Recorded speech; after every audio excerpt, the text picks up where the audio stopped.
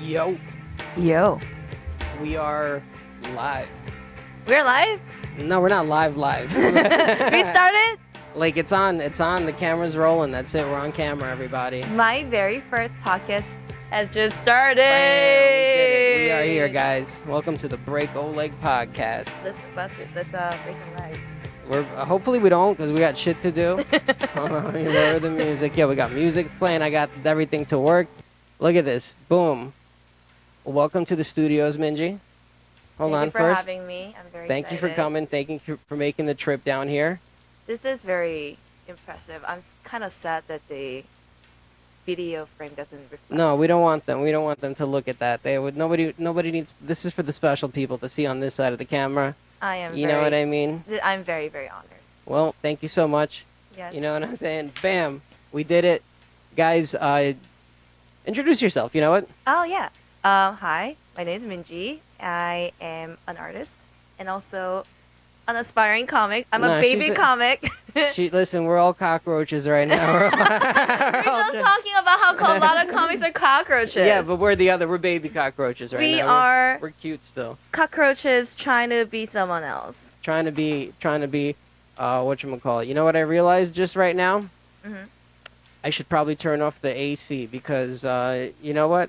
Guys, we'll be right back in 1 second. Ba-bum. We're back, guys. Sorry about that. I was just thinking about how I'm like, oh, do I want to go over this again? Like this, the way the podcast starts. But fuck this. Like we just splashed on the blank canvas, and we don't have to start over. And we're on podcast. Yeah, I mean, yeah. We don't know. We're not starting over. That's it. We're going. We're just going. We're just keeping going. rolling Yeah, it. yeah, yeah. We're Yeah. rolling. Once the Break Oleg podcast starts, it doesn't just stop. I mean, if you ask me to stop, we'll stop. You know what I'm saying? I mean, it's no, a completely no. consensual podcast. We don't fucking. It's a very consensual podcast. So yeah, but I'm actually curious. When did you start your podcast? I started it last year, a little bit over, probably like last year or something. You could if you go on YouTube, look at one of the first videos that I streamed. I streamed it, and then I did my first episode. We streamed it live from outside the Grizzly Pear. That was like the first episodes that we were doing. I was on the go, and I'm still gonna do this podcast on the go. Like the next That'd be episode. so fun. I still do it. The problem is when you shoot outside, Mm. it's hard because the wind on the mic. You know what I mean? And Yeah, it sounds yeah. like shit, and then just setting up, and also like. When you're shooting on the street, you get street shit happen to you. Like, people will come up to you and, like, you know what I mean? They're, Oh, Yeah. what are you guys shooting here? This and that. So it's like, it's a different type of, you know what I mean? Well, summer is coming, so I really hope that happens, and I want to be part of it. Yo, you know what? Let's I think do it. I might just break the equipment out, bring it outside of Joey Rose's or something like that. And, Oh my god, it's gonna be a goddamn mess. And then have whoever wants to hop in. Because this is the other problem is that I need to get, look at this. Hopefully they're not pick. Oh, I found the piece that I was looking for. I'm like, where the fuck is this wire? I found an extra one, but whatever. There it is. See, you see what I just had to go through to set it up here in the comfort of my home. Doing it outside it also while you're moving. while I'm moving, while Yeah. people are around, while I'm especially like I filmed some episodes outside of Black Cat. Yeah, that sounds like a mess. Yeah, I filmed it with Jerlan outside of, and it was actually not bad. It was actually not bad, but then like as we're filming, like a mom and her kid passes by, and like couples are talking, and you can't tell people to shut the fuck up. You're filming your podcast. But anyway, when did you start it? When? Like what year? Of doing comedy, like within my first year of doing comedy, because I started comedy as like a fan of podcasts, and I knew that this is something that I enjoy like doing, and I enjoy like talking, and I remember I was telling some comics, and they're like, "Oh, you shouldn't do a podcast till you're like 3 years in," and I'm like, "That's so stupid," because if I start now, by the time I've been doing this for 3 years, I'm going to Yeah. be so much better. For In sure. 3 years, why would I wait 3 years to start something I could get good at, and in 3 years be fucking dope? You know what I mean? Like that's the way I looked at it, and I got the equipment, I started it, and Oh, this is a very, very solid equipment, and the setting is so beautiful with all the art. thank you. Yes. I mean, listen, the problem is like when you're shooting at home, you can't just bring anybody here. Like whereas like when you're shooting somewhere else, you could just pull guests in, like from like a studio. Yeah. Also, you live far. That's Bay the other thing. Rich. Yeah. Bay Rich. I never. Yeah, make some noise. What's the slapping noise? We gotta do a gunshot. Do something. That was me in our train. That was very long. This is why I drive. This is why I drive, and this is why, like, you won't have to take it back. You know what I mean? So. Also, honestly, I am so jealous that you have a car as an artist person.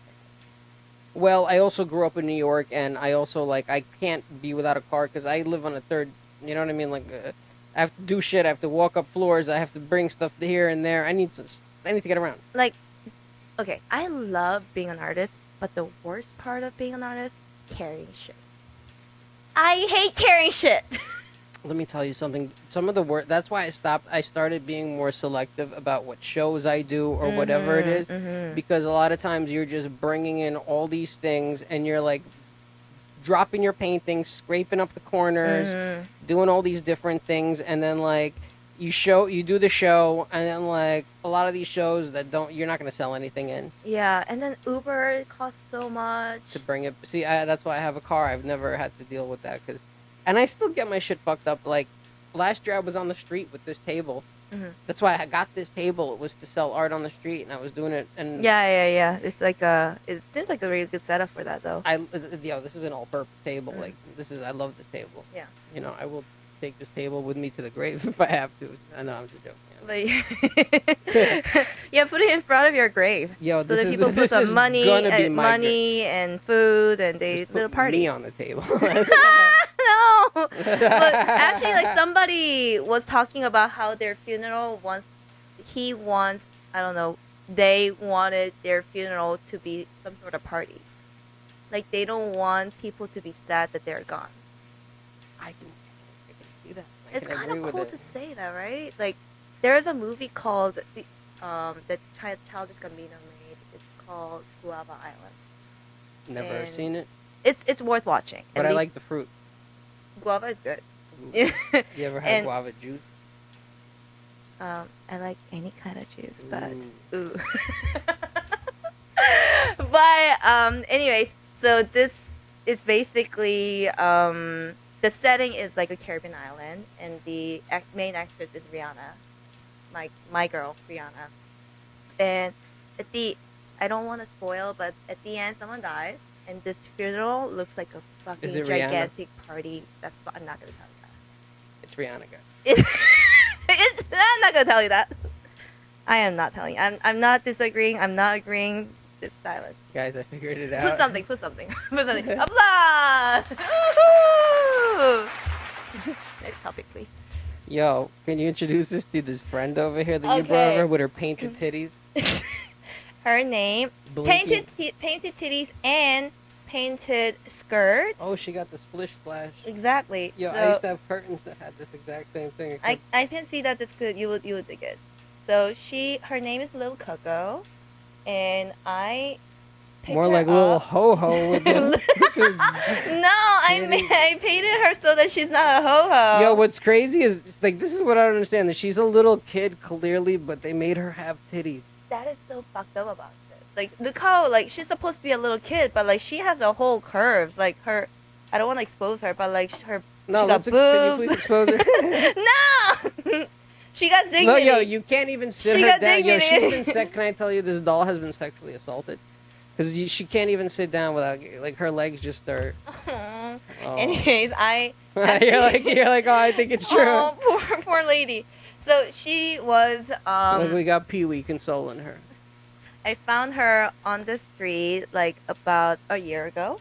She for the streets, kid. It's like she was in the Barclays Center station. Sounds like And one of then- my exes. So you picked her on the street. Yeah, up off the street. That is so funny. And then it was actually I was on my way to go to do a stand up. I didn't know that I was gonna do a stand up. I was gonna go support a friend who is a stand up comedian. Mm-hmm. I was not thinking of doing comedy. And then on my way to it's Eatville Comedy Club, the one in Brooklyn. Yeah. And then I picked her on the street, and I'm like, she seemed to have potential to become an art, although she was probably gangbanged by homeless people. But She has potential. Did you have to clean her up? I definitely did clean her afterwards. What was on her? Not cum. How Who do you- knows? Who knows? But like nothing was. I mean, I've been fooled before. She looked like a mess though. She was a mess. I mean, she's way prettier now. But anyways, to finish the story, I ended up bringing her to the comedy club, and then turned out my friend signed me up. Mm-hmm. I thought I was gonna go support him, but he's like, "No, You're on the show." You're on the show." And I'm like, "Fuck this, let's do this." So I brought her up on the stage, and that was my very first stand-up experience. That was about a year ago, and I forgot about it for a long time, and now I'm kind of starting it again. I like it. I like that she's here. Yeah, I'm happy. So that's how long it. you've been doing comedies? About a year now?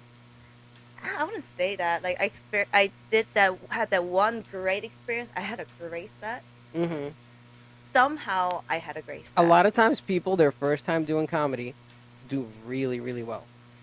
I guess that's how it happened. I thought I was a genius. And then I forgot about it for like about a year. And then I started again, and now I'm like a cockroach. Yep, that's what happens, everybody. Because you could do good, but then you're like, all right, let me try to do this again. And let me try to do this again. And let me try to do this again. And you're like, oh, and then you know what I mean? So, like, this is one thing that we just talked about, how comedy should be something about being super genuine and, you know, being your exaggerated self. I think I did really good at that first set because I was just super genuine. I really just had great time and had fun on stage. And that's the key. I think that's the key to anything in general is that, like, your energy when you're up on that, like, in general, like, when I first saw you, I wasn't even listening to your jokes. Most of it, I was like... No, your jokes were bad. Okay, I get it. Actually, no, you were funny. You were funny. I was listening to your jokes. But I was just... Your energy up there is you know what I mean? Like, you have a nice, warm, like, presence on the stage. Oh, thank you. So, you're I welcome. appreciate that. But, yeah. Whatchamacallit? But I think that's the thing is, like, sometimes, like, that's another, like... I hate going to open mic sometimes, or going to like a thing where there's like a comic just talking about his problems, just negative and stuff like that. I'm like, I got enough of my own shit. I don't want to listen to other people's shit. I want to like laugh at something. I want to find something funny. I want to find something absurd. I want to like, you know what I mean? I don't know. I like edginess. I like rawness. I like racist stuff also. I like it all. Like you definitely like controversial stuff. Yeah. Yeah, the Taco Bell. You love Taco Bell so much. You love Taco Bell.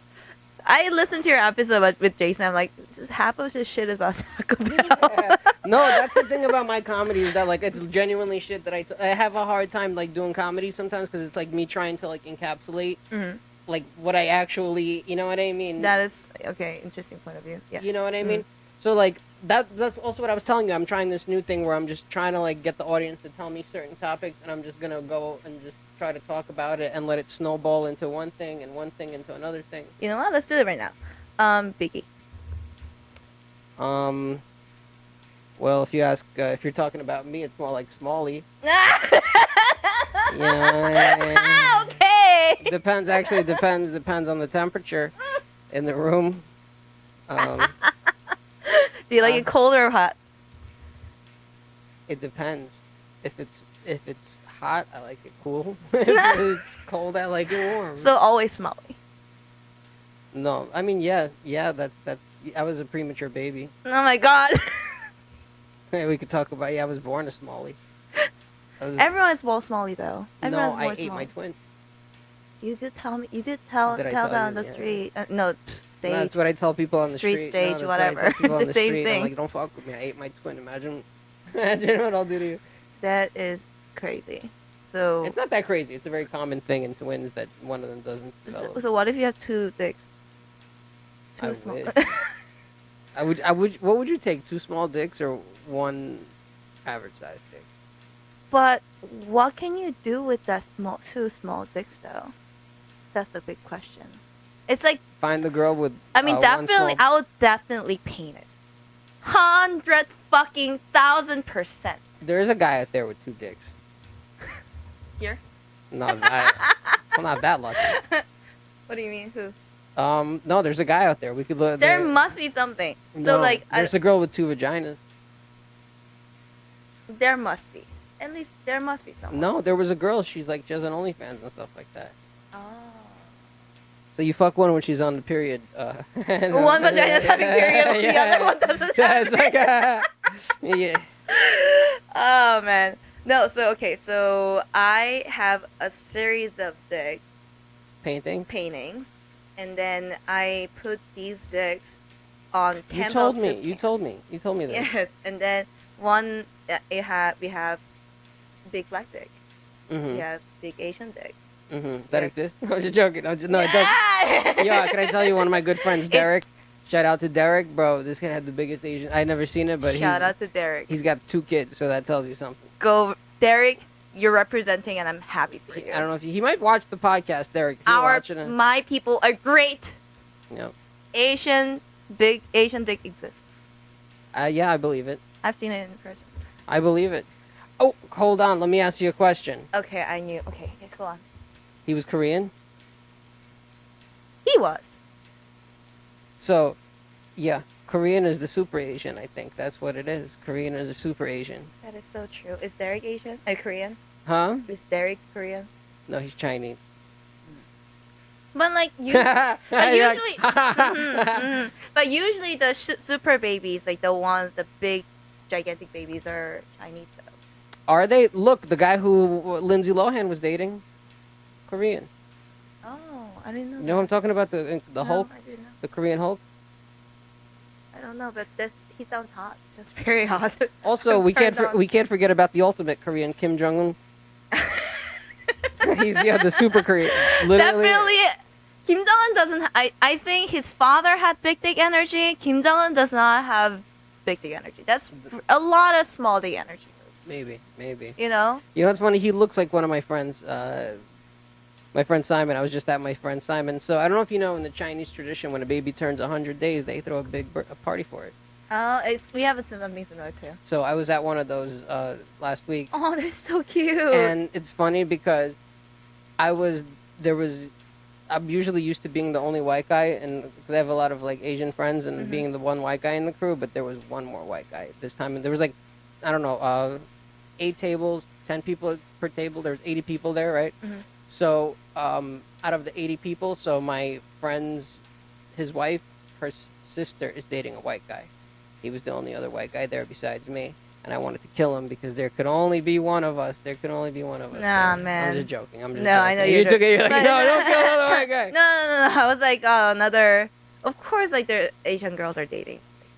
It's just so common. Mm-hmm. But I was gonna say something though. I'm sorry. I forgot. Something about 100 days. Something about dicks though. Oh, Asian dicks. Black dicks, big Asian dicks. Do you have a drawing? Oh yeah. I did have a series of painting. Anyways, it's really hard not to paint a guy. Let me form this sentence. It's really hard not to paint a dick of someone that I'm dating, for me. Yeah, I can see that. You feel me? It's like whenever it's like muse. Like Mhm. it's the painting object is right there, and I have to paint. I also feel like so what is art? Art is an encapsulation of time. Mm-hmm. And what is an artist's art? It's their personal sort of diary. And Yeah. this speaks of a time, of a story. You know what I'm saying? It's Yeah. just that some people write things as words and some people are visual. Mm-hmm. And I think that's what artists are. Picasso actually said something similar.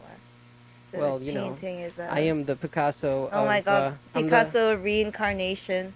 I'm the Picasso of podcasting. I'm just letting you know. Amen. Hey, Amen. hey, hey. Put something applause. Yo. Yo, applause. Yo. I gotta. All right, we're good. Yeah, we're good. Yeah, we're good. I gotta make because there. I wanted to make sure because sometimes what happens. I'm sorry. I'll make sure I won't touch it. No, you can touch it. In fact, let me move it closer to you so I you can can touch touch it. No, you can touch whatever you want. Yo, Mikasa, Sukasa, whatever. You could actually just don't touch some of the toys. Don't touch. No, I'm just joking. I'll tell you. It's funny because some people come in and some people observe art differently, and you notice it at like art shows or whatever it is. Some people literally you can't take them anywhere because they'll literally start touching the paintings. You ever seen somebody walk in and start touching the art and Yeah. stuff like that? Yeah. Yeah. I actually am okay with people touching my art though. Are you? I am okay with that. Unless she's wet. But I'm like I'm okay with it, but then also I'm like, don't poke it that hard and stuff like that. Like, yeah, I mean like I think that's the beauty of like going to like underground art shows. is that it's accessible? That yes, it's accessible. You can actually talk to the artist, you can listen to their stories behind the art. And like sometimes like I really like it when artists actually invite people like you can actually touch it if you want to. And I love Feel the the experience. texture. Yeah, the texture. Mm-hmm. Yeah. But the rule of thumb, don't touch it. Unless, That yeah. is the rule of thumb. Yes. Do you know who Daniel Arsham is? No. He's an artist. He does like a lot of sculptures. I went to one of his shows, and what's funny is like the girl that I was with at the time, she starts like scratching at because like he has these like diamonds. That is not okay. She starts scratching at them, and she's like, "Oh, it's plastic." I'm like, "Oh." That like, is not. they're not okay. even diamonds. I'm like, she's like, they're not even. They're charging so much money. They're not even rocks. These are plastic. Exactly. It's like feeling art and hurting art. No, she wasn't hurting it. She wasn't hurting it. But like she was it sounds just, like a little too aggressive. she was, yeah, but that's just how. Yeah, she was just. That's the kind of. Yeah. Yeah. But by the way, speaking of art, you have your beautiful art up here I did on bring display. one here. You brought a couple, but This is the one that I wanted to show because are you into witchy shit? like witches. Sure, like just witchy stuff, like crystal, tarot cards. No, I can't say I'm. No, okay, so well, you're sitting next to a doll. That is one thing, and then Why is oh it- my god, why am I into? And this is actually a part of the tarot card series that I'm working on. Okay. I am witchy enough to draw tarot cards, Mm-hmm. and this is basically Five of Pentacles, which is about loneliness and feeling alone. I haven't finished it yet, but I wanted to share. It's a work in progress, still. She's a work in progress. And this is what I wanted to share here to talk about my tarot card series. I love it. Me too. It was like one of those. I had a really beautiful moment with this person, him, that we were just like carrying art together, and it was raining, and it's not that I felt lonely during that time, but at the end, the reason why I felt so attached to him was because I was lonely. I could see that. Yeah. So I wanted to capture that moment and then take it to like loneliness card, Five of Pentacles. That's interesting. You feel me? I feel you. Mm-hmm. I think loneliness is something that a lot of comics deal with, a lot of artists Oof. deal with. Yeah. I think oftentimes art is what keeps us sane during the lonely times. Like even during the pandemic, I feel Mhm. like I flourished with my art, but and I because I'm used to being alone. Like I've been on my own since I've been like a young age and just dealing with all that. You know what I'm saying? Mhm. And just feeling oftentimes like you're the only person that like you can depend on and actually, you know what I mean? But during the pandemic, I spent so much time just making art and just using my loneliness as the fuel to be like, oh, this is gonna be my time to like get even better at this thing that I do. I mean, that's even healthier, you know? It's better to be lonely than being attached to someone wrong. Well, yeah. Amen. Amen. Cheers to that. Cheers to that. Cheers Hey. to that. Amen. There is a saying of like it's better to wake up alone in your bed than like miserable next to somebody that you hate or whatever it is every day. Dude, legit, I'm seeing that in my family dynamic. So I have two grandmas, one on my mom's side, one on my dad's side. Mm-hmm. And the grandma on my dad's side, she's been dealing with her very, very, very sick and grumpy husband for many, many, many, many years. Like this guy doesn't even like. This guy meaning my grandfather. Oh my god, I still feel so wrong. This guy. My grandfather is just like on the bed all the time for like over 10 years, and not only because he's physically sick, but also he's just very depressed, and I feel like he's very mad at himself for being very sad, very sick. I can see that. You see, you can. And I also think like within the Korean like it's also like I think I has something to do with it like Def- as the man or whatever it is he can't sure, provide, so he's probably like I think so. Definitely masculinity. yeah. Yeah, and then like he used to be very energetic and then super like respected within the neighbors, Mhm. and he just really hates himself for that. And my grandmother's the biggest joy of hers is make food and like sharing the food with the Mhm. family and friends, and her partner cannot accommodate that just because he's just so sad and sick to eat. Whereas my grandmother on my mom's side, she's partying every single day. Mhm. She's always with her friends. She's alone, but she also has like a little bit of flings. Mhm. And She's out getting like yeah, yeah, it seems like it. She, yo, good for her. Shout out Granny. Granny I, with the fanny, you know what I'm saying? She out she's here getting fucking some dicks, and I'm happy multiple. You for heard her. it. She said dicks. It's not one guy. She's I, out here fucking. she is hot, so I get it. She's hot. I believe it. Listen, you're related to her, so you're gonna Thank be you. a hot granny one day. You're gonna be Granny with a fanny. But yes, it's just like just those two examples show it's better to Hmm. be alone. I think so. As I'm getting older, Hmm. for me, I realize that like being alone sucks. But obviously, you don't want to be with somebody that's miserable. I'd rather be alone than be with somebody that's miserable that's making me miserable. But I also like feel like being alone does suck. I don't know how it is with like you know what I mean, like with every but like the older I get, the more I want to like have a family, have something like to come home to, like you know what Hmm. I'm saying, even get a dog or something, like you know what I mean, just to kind of because the one thing as I get older and more involved in like work, comedy, art, Hmm. is you need to have some like love at home. Mm. You can't just do your work and then come home to like an empty studio. That resonates. It's like even if you have the greatest set or like the greatest show and making the biggest sale whatsoever, and you're super happy, and it means a lot more when you can share the moment with someone else. Yeah, absolutely. That's why like you look at people that are the most happiest are the ones that have the best home life. Hmm. And the ones that are miserable, like even with like fame or like music or art, are the ones that like do have these high moments and then they're alone in a hotel room afterwards.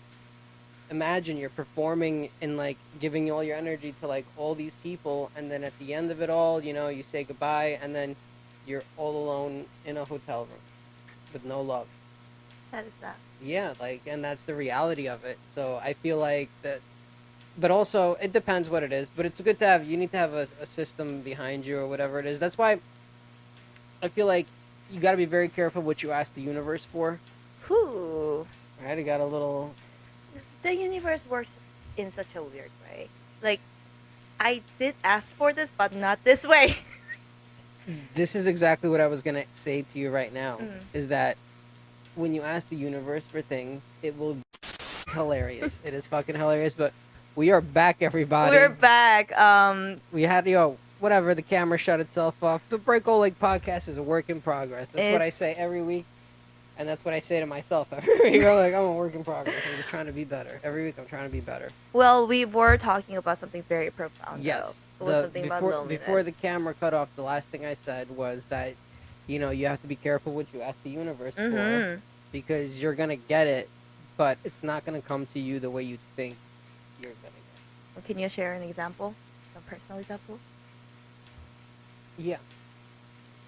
When I was like 19, I was working at this job, and I've been working at this job for like over 2 years, Mm-hmm. and I dropped out of college right before that, and I was like, I had no clue what the hell I was gonna do with my life. I told my parents I wanted to be an artist, and they were like, "What are you?" Like, I wanted to go to FIT, but they were like completely not supportive of it. So I was like, "All right, that's not an option. I gotta go find something that's gonna pay my bills." And I got into an argument with my parents when I was like 19, and they told me nothing of in this house, nothing here is yours. And I said, "All right, cool." And then a week later, I moved out. Mm-hmm. So like I was living on my own, so I was like, I gotta pay these bills. So, anyways, I was 19 years old, and I was like asking, I was praying, and I was asking the universe. I'm like, I just want change. So sick and tired. The same shit. I just want something to change my life. Mm-hmm. Like, and literally, as I was going to sleep, I felt like something grabbed me and shake me, like literally. And I was like, what the fuck? And then I thought nothing of it, went to sleep. Next day, came into work. My boss calls me in. He goes, yeah, we're gonna have to let you go. Ah, change. Big time change. You asked for it. Mm. Like, oh shit. And then basically from that, um, I ended up selling bud, and and it was a whole growing time in my life, and it really. And then I ended up going back to work at the job, and the guy who ended up basically the reason why I lost the job, I ended up taking his job after that. Oh wow. But it was like a whole cycle that I needed to go through, I guess, at that time. But I asked and then I moved out on my own, like you know what I mean, like, Yeah. and then I started having like girlfriends, like because before that I was like still a virgin, I didn't lose my virginity till I was 21. That's not bad. I think I lost my virginity around that time too, No, or a little earlier, but hey, around. listen, Yeah. good for you, because listen, girls control the pussy. I'm sure she knows. She doesn't know she was gang banged by homeless people, probably. Probably. Probably, but she is. You got She's happy. PTSD. She's happy. Is she? Her eyes are not very. Hard time sucking dick. You got PTSD. There we go. Yo, She's stop. waking. Don't She's get that up. aggressive with her. She was naked on the streets when you found her. She was not naked, but her clothes was so ugly though. It was so bad. Like I'll show you pictures later. She's still creepy, but she was creepier in person. Like when I first picked her up, and then her clothes was just pink top and leopard, black and white leopard pants, and just like messy hair. It was very creepy. I was very sad for her. Which is way better looking now. I I'll don't know if say. you agree. I hope you leave her here. Yeah. Wow! No! Doesn't mean we're gonna have one. I'm gonna try to heal her. Damn! Some dick therapy. Some cum therapy. It's better than what she's had, I'm sure. It's not homeless. It's in a home. It's a very nice home. Hey, it's okay. We're moving out of here soon. When do you Again, plan to move? I don't know. But soon enough. It's gonna be a lot of work to move. Everybody this place. says that, but I don't think it's gonna be that much, because I'm just gonna pack it all in and go. Really, just the couch and like furniture wise, it's not that much stuff. It's just like A lot of art. a lot of art, a lot of like, Just a toys. lot of art. So like as an artist, I think it's really inevitable to be not to be. It's really inevitable to be a hoarder. You disagree? No, you are a hoarder. You're an artist, because like You just have to So- hoard. this is what I've come to realize, is that like I need to be around, like I need to have art around me to flourish my own art. This is why I Mhm. started collecting like other people's shit. Is Yeah. because like I started having like a studio full of only my own paintings, Mhm. and I was like, I can't just look at my own shit all day. I need something else to look at. So I would love to collect too. I am working on it. I recently bought a piece yesterday. What did you get? I bought what? It was a nicely framed poem with a coffee stain, and it was beautiful. It was about. I can't read it. I don't have it in my heart, but it was about healing, and it was beautiful. That's beautiful. It was so cool. But like, one thing I'm noticing about your collection is that it's somewhat similar to your own art. Well, that's what I mean. Is that Yeah, but like what I like to purchase and collect is something that I would not be able to do. Does it make sense? yeah? So it's just very interesting to observe from my point of view. I think what's interesting is that I tend to shift my art towards stuff that's around me. So like, if I get a piece that like I can't really make, from looking at it and studying the piece, I'll start Mm. incorporating little elements of it into my own work. I can't help it. You know what I mean? Yeah. Like that's just, I'm like a computer. Like that's the way I look at it. Like we're interfaces, and we take in information, and then we print out. Mhm. So like you want to curate the information that you take in by Well, it's collecting. just in me. Like, you know what I mean? Once I see it, I'm exposed to it. It's like Yeah. I can then. Now I'm like, especially if I'm living with the art, Mhm. I'm like seeing it every day. I'm looking at the little mistakes. I'm trying to find little places where like, oh, this is what he did. I'm studying the strokes. I'm literally looking at the. I'm autistic, I think. So this is what I. This is You're literally. not autistic. I'm autistic, artistic, whatever it You're is. artistic. Maybe. I'm art All artistic. artistic. But yeah, with a capital R. Yeah. With a capital R. Hmm. But yeah, Well, speaking of poem, may I entertain you with a poem that I wrote? absolutely. Okay. By the way, this is the first time on the Amy. Way podcast, To read a poem? somebody's reading a poem. Yeah. Let's do this. Yo. This is a poem called I Don't Know Why.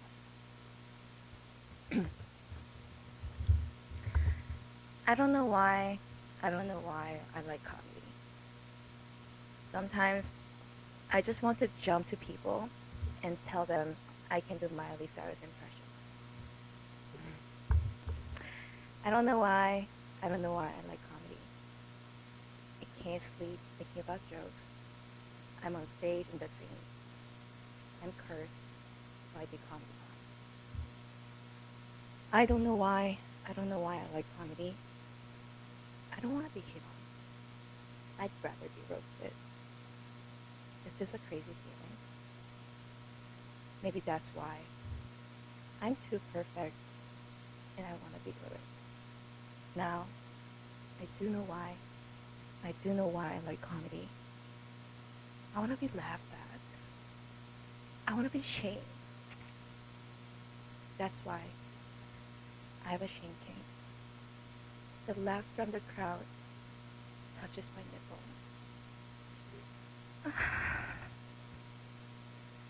The booze from the crowd comes straight into my jungle. I really don't understand this feeling. One thing that I do understand is though, is that now I know why I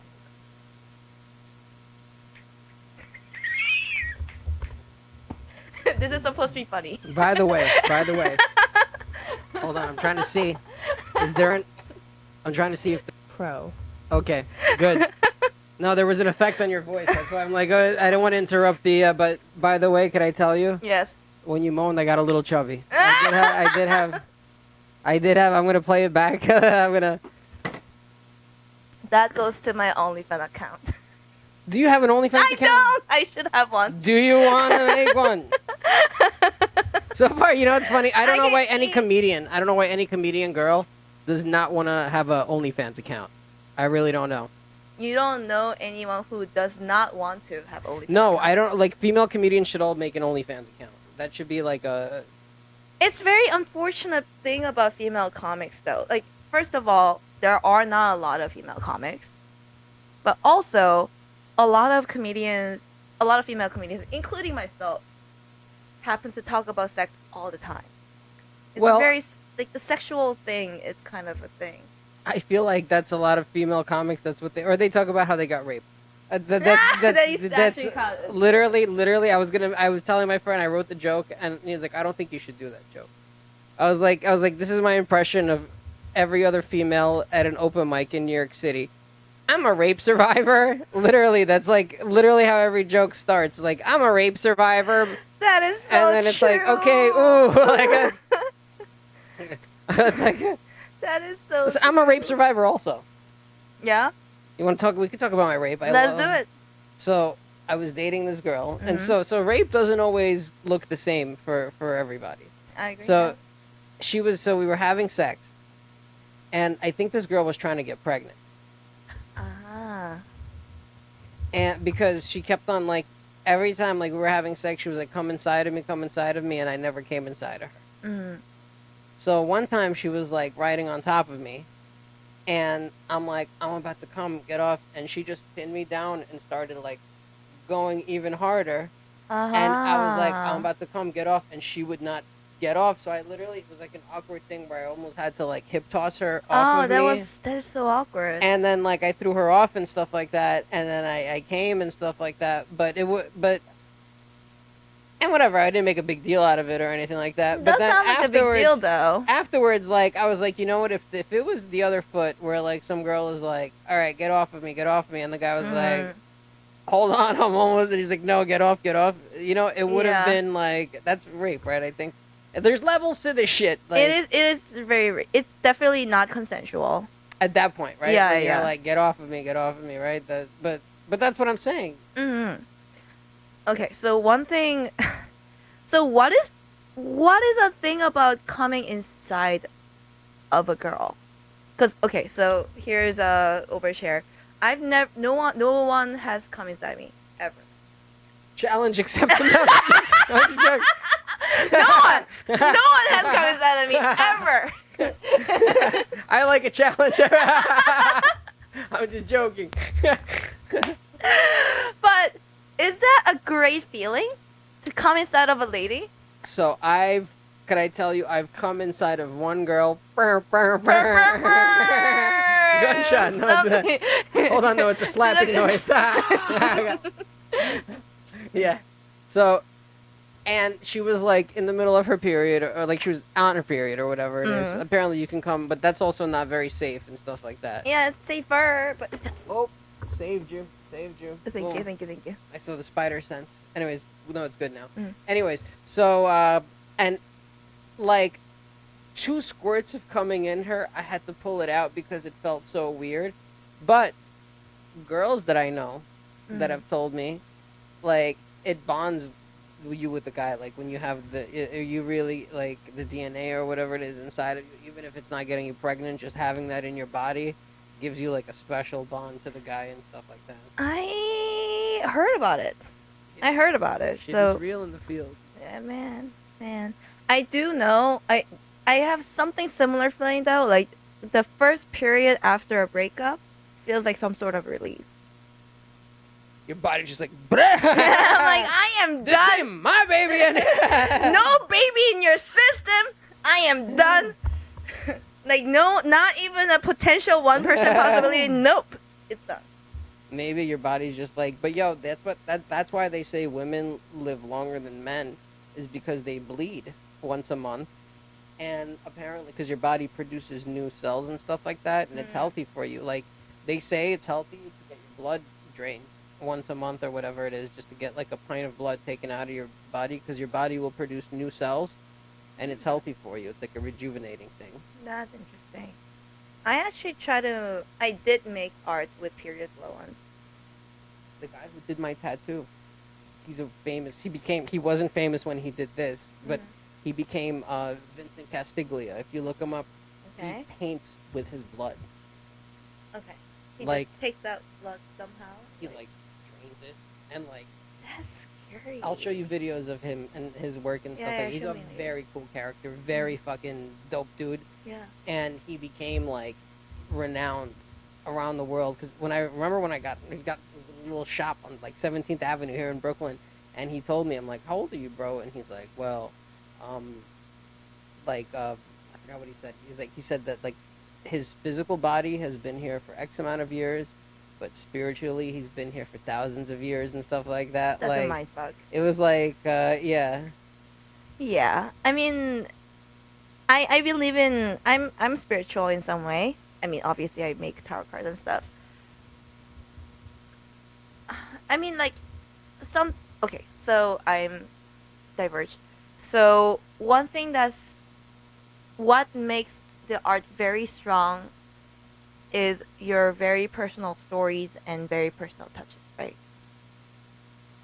And I do feel like using your own blood makes the art very strong in that way.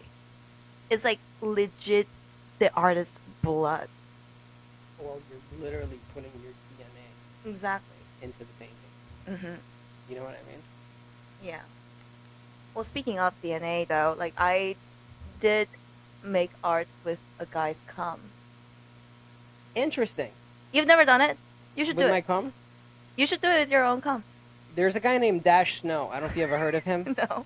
He was Kendrick Lamar talks about him on his album, one of his albums, and he's also like a famous New York City graffiti artist. He used to write Sace, Iraq Crew, which is like a legendary graffiti crew in New York City.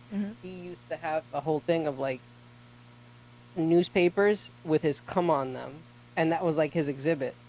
Dude, like. I'll So, show. If I show you, I would who love Dash, to. I would love to see it. I would love to see it. you would actually. You honestly, could I tell you something? If I show you who Dash Snow is, you would probably like be like, "Oh, this is some crazy awesome." Like, he was ahead of his time. It's a shame that he died of a heroin overdose in 2009, I believe. But Oh wow, he was. That's Do you pretty know recent. Uma Thurman? Yeah. That's like her nephew. For the first time, I understood your Yes, reference. 101 For the first time. Boo, boo, boo, boo. No, we got cheers. Yo, I gotta get the. You should get. What is that even called? What do we call that sound effect? I don't know. It's a like that's. Yeah, that's Anyways, so this guy. So he had newspapers with his cum on them. That was his thing. But tell me about your art with the cum on it. Let's hear about it. Well, so the inspiration is Andy Warhol. I do take a lot of inspiration from Warhol. I don't know why. Me too. You do too. You could reference him in a lot of my work. You do. That piece right A lot there of Campbell soup cans. is like a whole piece based on Andy Warhol. If you could see that he's like in there. Which one? You have so much art here. Right here, the one right next, the last one on the wall, in the middle. The one with the Campbell soup can. Up. There it is. That one. Yep. Okay, I see it. The skull. Even his face is right there. His face skull. is there. It's his Brillo, yeah, for sure. So I went to an exhibit in Brooklyn Museum. It was Warhol show, and then he had also cum on canvas. It wasn't his cum. I don't think it was his. Like It knowing was- his personality, I don't think it's. definitely fucking with some dude's cum that he. Yeah, probably just Yeah. like one of the pretty Yeah, dudes that's that what he's he been used to do, fucking. yeah. And then I was hooking up with this guy who, and then he came on my belly, and then I'm like, we should paint with this. So we mixed acrylic and cum on my belly, Mm-hmm. and then he started like drawing using that cum and acrylic, Mm-hmm. and then we use the canvas, screen printed, and and then made more art on top of it. Hand embellished cum. Acrylic and cum Yeah. on my that's- belly, Yo. And it's technically a print, a one of and one. then screen printed. It's a one of one. Yo, that's fun. That sounds like a fun art project. Listen, I really wish that people experience that. It's a good time. it's gonna go on my list of things to do. I'm gonna. But that's not painting with my. That is painting with my cum, right? I would have to. Yeah, like so. I would have to not come for like a day or two. You know what I'm saying? to just like To build up, With that creative yeah. juice. No, just build up enough, like so. There's a enough lot of material. Yeah, like Yeah. you need, the creative juice. I'm like, no, the actual. You I mean mean, you can you al- meant the actual juice? Yes, sure. Actual juice. Yeah, that's what takes. Listen, let me tell you something. So somebody recently told me about like semen retention. What's that? That's like when you don't jerk off for a day. For a day, 1 day. No, that's like when you don't. You only release with like a person. Mm-hmm. Like you don't jerk off. You only have sex if you're having sex with a person. You don't self pleasure. Mm-hmm. And I've managed to get through like 1 day. I'll leave her with you. I hope you do. That's what I'm saying. Like I wouldn't be able to paint with my jizz because there wouldn't have. I'd have to build it up. I'd have to like, you know what I mean? Yeah. Well, you do have a lot of blank canvas. I'll come on one of these canvases. Which one do I hate the most? But one thing, so I think acrylic goes well with cum. But if you want to do watercolor, use spit. You get someone to spit on you, spit, and then do watercolor. It sounds wrong. But it also sounds right. It sounds wrong, but it also sounds so right. It is so right. Because think about it. If you do watercolor with calm, it's a little too.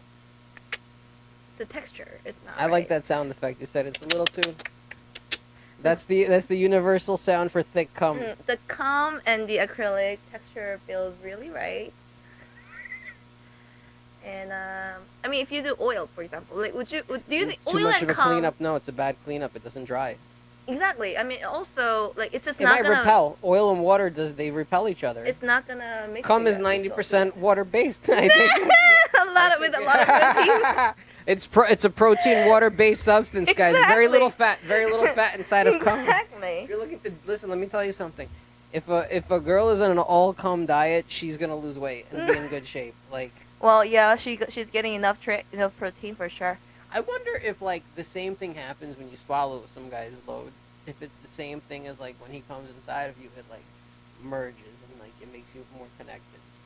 Well, like that's the joke that I was doing some time ago. Oh yeah, I heard your joke. I heard your joke. That like I used to fuck a comedian as a baby comic, and this guy is a good one. Like he is very funny, and then I was believing that eating his cum was gonna make you funnier. It's true. Let me tell you something, and I think you have to diversify. Also, you have to try different comics cum. Because some different comics have different style. That's what it is. I am so done fucking comics, honestly. Like me too. I am done fucking comics. It's so I've never terrible. fucked a comic, by the way. I've never fucked a comic. Mm. Just because like I hear their stories a lot of times, and I'm like, oh, I know. It's like okay, so I do think that so I experienced like art scene, comedy scene, and then I went to poetry slam one time, and comedy scene is the dirtiest and it's the nastiest shit. Cockroaches. A lot of cockroaches. At least our scene is not that terrible. Like it's not that gossipy. Why do comedians talk so much? Well, because they got nothing else. That's Oh literally what they do. They get on stage and they talk. So gossipy. And I don't know. I'm I try to stay away from that. Like I have my little group of friends that I'm kind of cool with, and then I don't really venture outside of my little clique of homies. Good for you. Good for You you. know. Yeah. But I made this like thinking that I mean also in poetry scene, everyone is so nice. Everyone is like, your poetry's amazing. That doesn't happen in comedy. And I'm thinking, But yes. is it fake? Is it real? I mean, I feel like poetry people are more supportive. Like, poetry people are so supportive. but that support is cool and all. But also at the same time, does that make you a better You know what I mean? Sometimes. Yeah. Well, like at open mic, I do appreciate comics' honesty. Yeah. Like when they do fake laughing, it's not helpful for comics. Yeah. Yeah. But I was gonna say that maybe my theory is that maybe it's because there's like no money in the poetry scene. That everyone's nice and like, come on, yes, work on your craft. And even the best poets, how much money are they gonna make? I think that's what it comes down to with a lot of things. And like I said, there's levels to this shit. Mm-hmm. With anything, there's levels, and the more you advance, the more you start to see where your place is and all these different levels. Like with art, like there's money in it, and the people that are selling work, or you see where their places are at and how what galleries they're working with, what kind of stuff they're doing. Yeah. Like it all, you see it. And like same thing goes with comedy. Is like a lot of people in comedy are not making money from comedy. Yeah. It's very difficult. Like you need to do this for like this is in my opinion, this is a 10-year commitment. Or more even. Or more, but minimal to even get good at this, I think takes 10 years. Yeah. I think same thing with art, all these things, you have to be committed and you have to know that this is not just an overnight thing. Mm-hmm. Even though you might have these moments where you encounter like tastes of fame or success or whatever it is, it's important to not let it get to your head because they're just temporary and none of it really matters or anything like that. You hear these fucking dogs outside. the dogs are agreeing. Yeah. But no, but that's what I mean. Like a lot of it is like you just have to get good at this and just focus on getting good at this and building your audience. I think that's my opinion of it. Same thing with art. Yeah. Be good at what you're doing, and focus on building people that are gonna buy your work, like collectors. That that is true. And for me, like in the art scene, like although like you're at the art show, although you think that this art doesn't really tell much to me, but you say that's good. But when it comes to comedy, it's just so honest. It's like not funny, and I can't laugh. You can't force laughing. Well, if you bomb, you bomb. Like You a bomb, bomb you is a bomb, you bomb, bomb and real then hard. comics are gonna be like, yeah, it was so And they just make fun of you. alright, you did good. I like this part about, you know what I mean? But like, yeah, I bombed so many times. Yo, I've bombed so badly in a room where even people that I know didn't even want to look me in the eye. No. They're all like, No. you know, I know, yeah. This is just comedy, guys. You know what I mean? But yeah, I did so bad one time at this bar, and like Which bar was it? it was at Essence. Is at Essence. It's a Jason DJ's there, Mm-hmm. and I did a show there where I got heckled, and I responded. So I told her like it was so it's like a black bar, and a woman heckled me about something because I made like a racial joke, and he's like, "Oh, he's making fun of our culture," and then I said, "Well, you're light skinned, you can't even say." And then some people liked that comment, some people really didn't like the comment, and then the audience kind of turned a little bit, and then I kept on trying to like dig my way out of it, and it was just a, you know what I mean, like Yeah, it was and just then a it gets worse, It gets yeah. worse and worse and worse, but it wasn't that bad. When I watched the video of it, it wasn't that bad. Exactly. So like it's the feeling that's The inside moment you. in the moment you're just feeling, and there was a couple of people that also came up to me afterwards that were like, yo, that was great how you kept on firing, like even though like I saw what I was doing. I tried. I didn't try to I wasn't going to give Yeah. up, but I was also like, I knew I was defeated. You know what I mean? But like it's so you were talking about you I was talking bombed. about bombing, Yeah. but it wasn't. Listen, I think, but you know what's funny? After it, I got better because that's after you get better from the bomb. That's what I always say is that like you don't get better from doing good. You get better from doing bad, and then having those moments. You know how like sometimes in life you have moments that occur and you like something happens and then you play the moment back in your head and you like or you tell the story to other people and you're like, well, I said this and this and this, but it's not really what you said or whatever it is. That's the story of comedy. Yeah, yeah. But like, you ever have those moments where like something happens and you're like, next time this happens to me, this is how I'm gonna react to this situation and stuff like that. So I feel like that's what the bombing is. So like when you bomb, you have a lot of those moments where you're like, all right, you analyze your failure and you try to like figure out how to not fail again. Yeah. I think I had this experience like a week ago or little over a week ago, and it was traumatizing.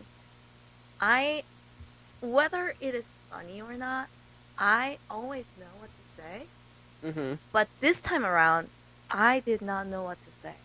Like you just came blank on the mic. Yes, I'm like, wow, I don't know what to say, and I was also very drunk. That's why. Probably that's why, and it was actually really traumatizing, and I blacked out. I think my body just decided not to remember that. It's, you know, when you get up there and those lights are on you and that right away kind of sort of jolts your mind. I think it's like Have you been to Soho Playhouse? I've been there at the play. I haven't like done comedy there, but I've been at the actual place. Like like they have a mic on Wednesdays and Thursdays. And, Late night? Yeah, late night. Thursday Yo. late night, and the light is so strong there. See? I didn't even know that, but once you said that I was like, "Oh, when you see a light, it just fucking yeah, the lights tend to do that, but that's also why if you're a professional, you can't get too drunk before the show. There's like a limit of like getting loose and then being too drunk to perform and you forget your jokes and you stumble or like you know there's like an order to the joke, so like you set it up and you mess up the setup, so you like you miss a beat in the between the thing and then you're like fuck, and you're trying to in your head as you're going fuck, the physical you is still trying to like do, you know what I mean? Yeah, so Yeah, but like it's also because I don't have the comedy muscle yet. But when it comes to like other things, like I dance, I'm a performer, and then like literally 2 days ago, I was performing dance. The music stopped, but like it didn't. I was also not drunk. And then in the middle of something, I had something in my mind like, Was this at your art show? I saw you post clips. yes, it was actually. Boom. And then in my mind, I'm like, wow, this sucks. It's not going well. But I saw the video. I'm like, I was killing it. Mhm. No one knew that. That's the idea that I had in mind. Right. Yeah. But I guess going back to that, I think it's just keep practicing, keep bombing, keep being under the light, and doing our shit. That's what separates. I think you got to keep showing up and doing this shit. Keep showing up. Yep, that's what it is. You know what I mean? I think, it's the reason why we even started this whole podcast conversation in the first place was we were talking about how, like, as artists, we go through things where you're like, you never think that you're good enough, or you go through, like, imposter syndrome, or, like, are you an actual artist, or this and that. Yeah. And I think what really sets someone who's an artist and someone who's just enjoys doing art is an artist lives art. Artist does this every day. An artist draws, paints. He can't live without it. They can't live without it, or whatever it is. And it takes time to really build, like, everything. It takes so much time. That's why you see these gallery shows with old artists, is because that's somebody who's dedicated their life to a craft. For sure. You're not, you know what I mean? I mean, after that bombing, I decided that, like, whoa, I'm not gonna do comedy for like a week. I'm just gonna, like, not do this. And I did not sleep for 2 days in straight. Why? Because I was thinking about jokes. Yeah, because you're like, fuck, I can't be a loser. Like, I gotta do good. I'm good, used to doing good on this stage. The thing is, yeah, I at least I used to be confident on stage. You should still be confident on stage. You know what I mean? But yeah, it's good to be humbled. It was very humbling. It was very humbling. But we're here. We're here. We're about to go to Black Cat. Gato de Negro. El Gato. El Gato de Negro. And we're Que me not say, hey, Spanish. El Gato Negro. El Gato Negro. And then don't forget to visit Jose Rose next door. Yes, it's Spanish. We're not saying anymore. Yep. What's this? Okay, I don't want. You know what's funny? I don't want to make it awkward. I have a friend who lives in Miami, and she has a little black dog, and the dog's name is Negro. She has a tiny little, and it's so funny watching her. She'll be like, Negro, Negro. And I'm like, but yeah. I sometimes wish that I was a black person because I want to say N-word. Me too. Literally. No. Well, listen, if that's that. Like, there are so many songs with N-words. Yo, let me tell you something. White people up until like 2011, we used to be able to say it. I was actually, like, watching Marvelous Mrs. Maisel. And they say it in They there? say that, I think. Yeah. What, that white people were allowed to say it until 2011? No, I think it's way older time thing. 1940s. Oh, yeah. That's Do- just how they spoke back then. Is Yeah. what you're saying? Do you know that show? No, I don't watch any. I don't watch TV. I don't watch any shows. I'm like in my own world. You don't have to. Your life is fun enough. Yeah. Listen, I got a job too. All that's what's- superheroes need a day job. I got a real job too. What's your day job? I work indoors. Doors? Doors? Door? Like, yeah, I didn't provide these doors, but yeah, like the kinds. Yeah, those kind of doors. Ah. What does that mean? I work for a company that. Well, I'm giving too much information. Okay, we can stop Fuck talking you, about people. it. You don't deserve Fuck to you. know You anything about me. don't- Anyways, you- I'll tell you off camera, though. I will tell you off camera. But Okay. anyways, I think we gotta wrap it up, yeah? Yep. Perfect time. Perfect time. timing. Thinking of like. Hold on. Gotta put in the Break Old Lake theme song. Hold on, are we playing it already? Hold on. Okay, thanks for listening in. Thanks for watching, guys. And this Thanks has for been watching. the Break. Hold on. This is the Break Oleg podcast, everybody. Peace out. Peace out.